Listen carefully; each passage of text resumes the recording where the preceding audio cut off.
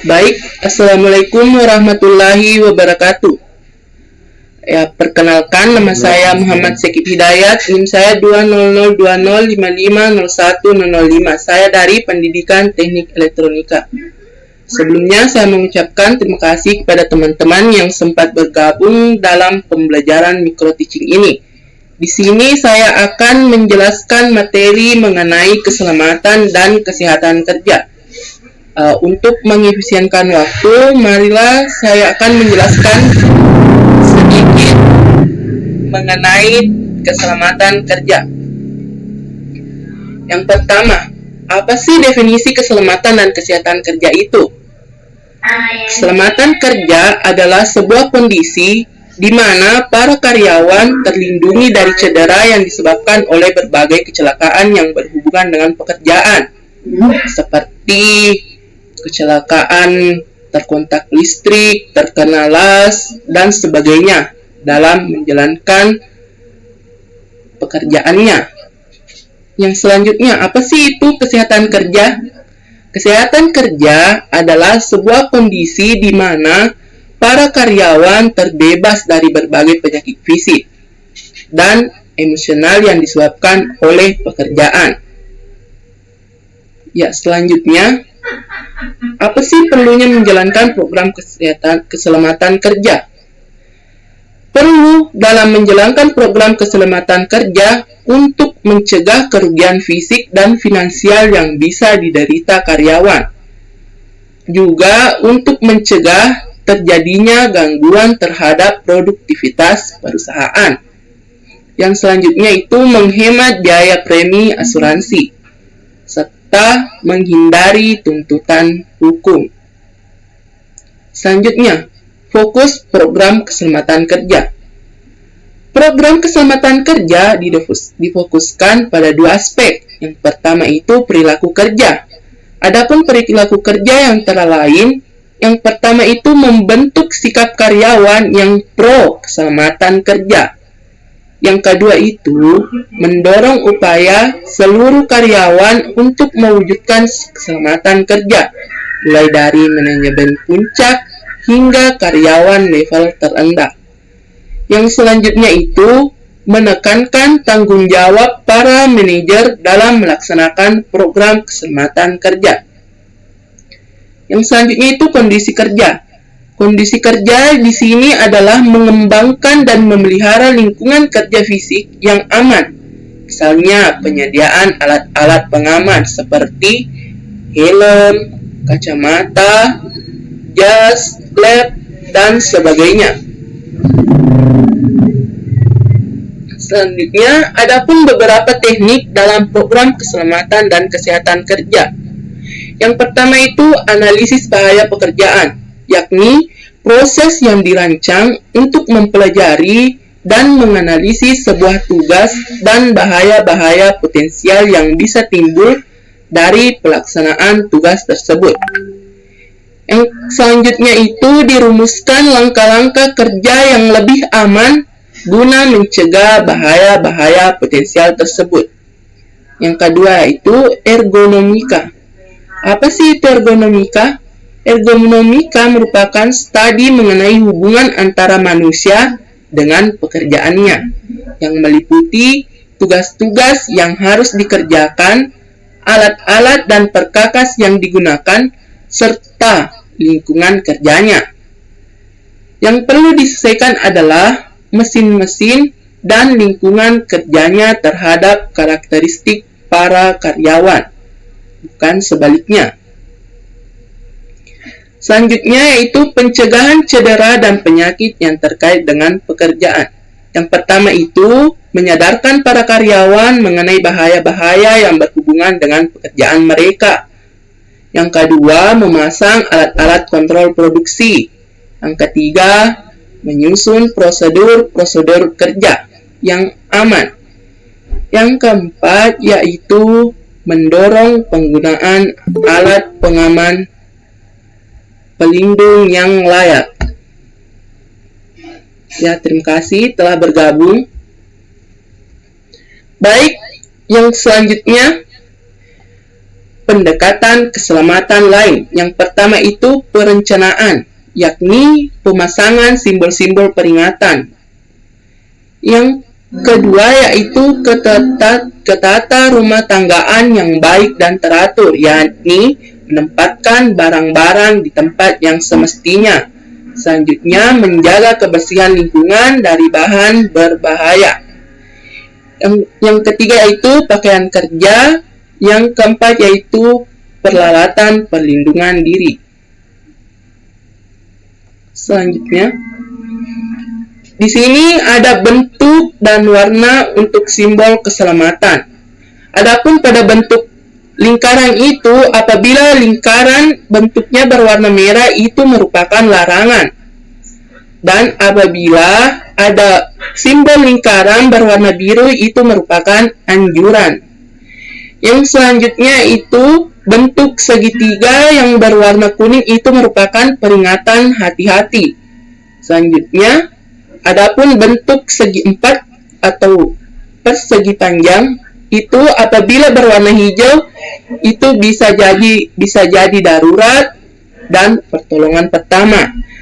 Dan apabila berwarna biru itu merupakan petunjuk dan pengarah. Selanjutnya, peralatan perlindungan diri. Ada berbagai macam peralatan perlindungan diri. Yang di sini saya cantumkan yang pertama itu kacamata. Kacamata ini melindungi mata kita dari berbagai hal seperti debu, kontak langsung dengan inframerah ataupun kontak langsung dengan las. Yang kedua itu sepatu. Sepatu ini berguna untuk melindungi kaki kita. Seperti contoh, apabila kita melaksanakan menggunakan listrik, apabila ada kabel yang berserakan, kita tidak tahu apabila ada kabel yang bocor dan sebagainya, maka hendaknya kita memakai sepatu. Yang kedua itu sarung tangan. Sarung tangan ini sangat penting bagi kita. Semisal apabila kita menggunakan suatu larutan yang berbahaya, maka untuk mencegah kecelakaan kerja, maka kita memerlukan kaos tangan atau sarung tangan untuk melakukan pekerjaan kita. Selanjutnya yaitu alat helm pengaman. Di sini helm pengaman berguna untuk melindungi kepala kita dari berbagai macam hal. Seperti contoh, apabila kita mengerjakan suatu bangunan, apabila ada batu atau kerikil yang tidak sengaja jatuh mengenai kepala kita, itu tidak akan terjadi kecelakaan apabila kita mengenakan helm. Yang selanjutnya alat pelindung telinga. Ini bisa kita pakai apabila kita bekerja dalam keadaan bising atau pekerjaan kita itu mempunyai kebisingan. Jadi kita bisa menggunakan alat pelindung telinga. Yang selanjutnya alat pelindungan paru-paru. Di sini alat pelindungan paru-paru itu seperti untuk kita apabila kita bekerja di suatu tempat atau lab, untuk apabila tidak menghirup udara yang terkontaminasi, kita memerlukan alat perlindungan paru-paru dan alat perlindungan lainnya. Ini ada beberapa gambar peralatan perlindungan diri. Yang pertama itu safety belt, lighting jacket, helm, water pack, safety shoes, dan sarung tangan. Di sini ada berbagai macam organisasi keselamatan kerja. Adapun tujuan utama dari organisasi tersebut yaitu untuk mengurangi tingkat kecelakaan, sakit, cacat, dan kematian akibat kerja dengan lingkungan kerja yang sehat dan bersih, aman, dan nyaman. Di Amerika, organisasi keselamatan kerja bagi pekerja swasta dibentuk di bawah OSHA.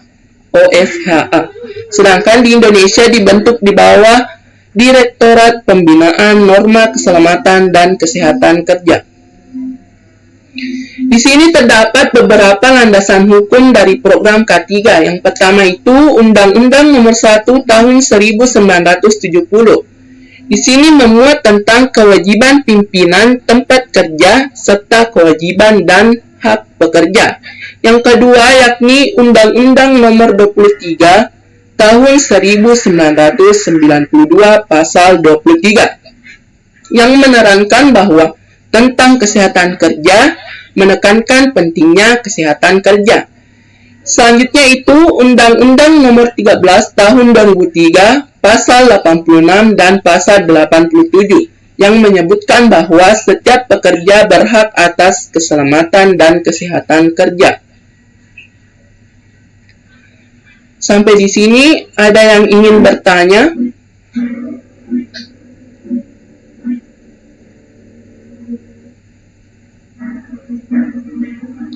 Halo? Sampai di sini masih ada yang ingin bertanya? Tidak, kita berhenti. Oh. Baik, saya hentikan share screen-nya dulu. Baik, apa ada yang ingin bertanya mengenai materi yang telah saya paparkan tadi? Saya. Ya, baik. Saudari Nur Fadila, silahkan. Ya, terima kasih.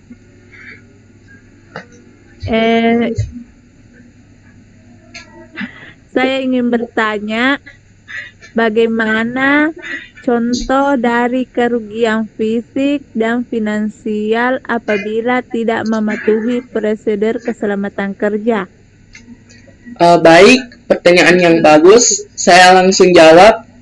Kerugian fisik dan finansial yang diakibatkan apabila kita tidak mematuhi prosedur keselamatan kerja. Yang pertama itu, jika kita misalkan bekerja pada perusahaan yang pekerjaannya itu cukup berbahaya, kayak membuat suatu cairan, apabila kita tidak menggunakan alat-alat pekerja atau prosedur keselamatan kerja, apabila kita menghirup, kemungkinan racun yang kita hirup nanti akan membuat kita menjadi sakit dan memberikan kita penyakit. Jadi sangat perlu dilakukan prosedur keselamatan kerja. Adapun finansialnya, jika kita sakit, kita nanti akan berobat. Jadi nanti biaya yang akan diperlukan sangat banyak.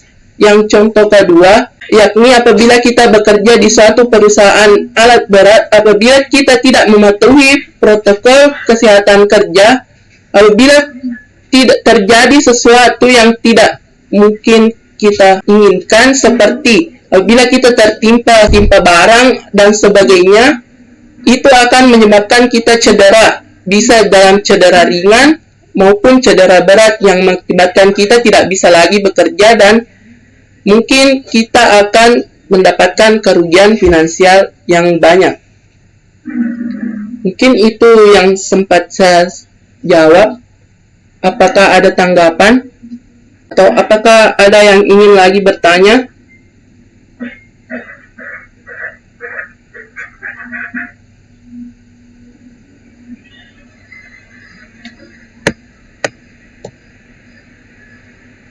Baik, apakah ada lagi yang ingin bertanya mengenai materi K3 yang saya bawakan tadi?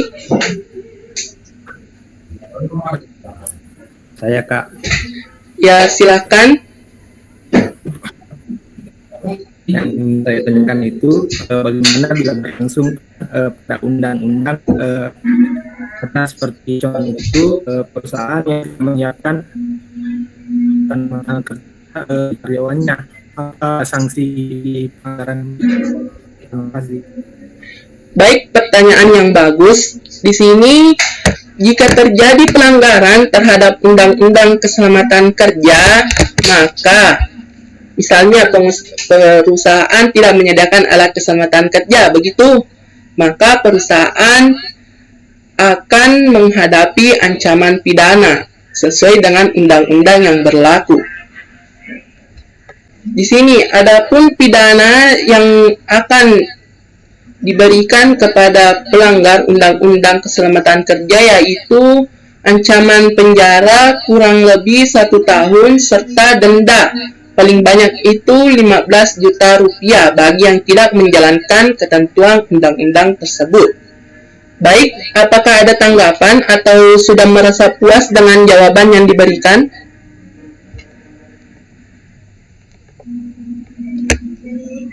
Kak ngerti. Siap. Ya, terima kasih. Jika sudah tidak ada yang ingin bertanya, maka saya akan memberikan kesimpulan.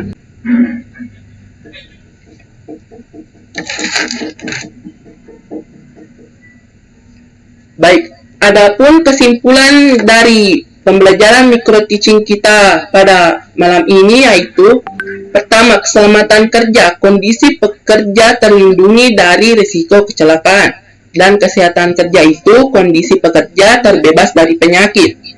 Adapun sangat pentingnya K3 dalam dunia kerja sehingga perlu adanya peringatan dan himbauan akan bahaya yang mengancam seperti adanya poster, susunan prosedur kerja yang aman, peraturan perusahaan yang mewajibkan K3 dengan metode reward and punishment, serta tingkat keberhasilan suatu program K3 dilihat dari berkurangnya angka kecelakaan kerja dan berkurangnya jam kerja yang berkurang karena adanya kecelakaan kerja.